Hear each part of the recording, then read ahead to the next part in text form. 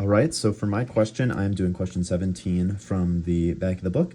And basically it says a constant force causing an object to go at 8 meters per second squared, so it has an acceleration of 8.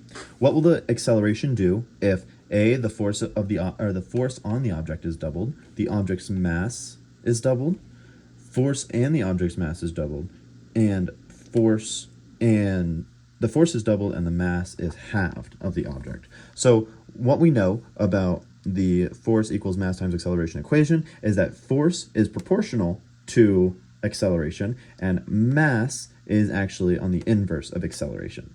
So using these two rules, we can start to break down these problems. So for A, the force on the object is doubled. So the force is multiplied by 2. The mass stays the same. So since force is proportional, what happens to the acceleration is the exact same thing as the force. So the force is doubled, the acceleration is doubled, and that'll give us 16. For B, the object's mass is doubled. So the force stays the same, and the mass is doubled.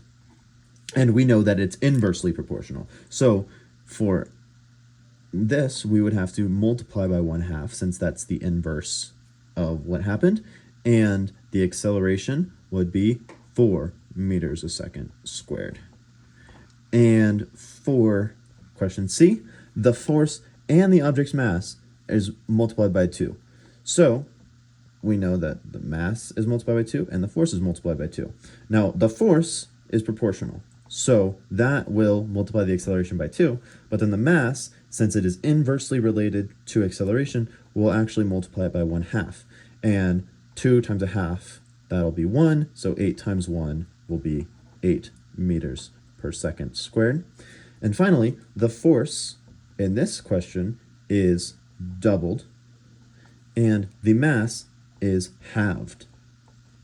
So for this question, we know that the force is proportional, so the acceleration does the same thing, and the mass is inversely proportional, so we have to do the inverse, and the inverse of 1/2 is 2. So that'd be 8 times 2 is 16, times 2 is 32 meters a second squared. And that is question 17 from the book.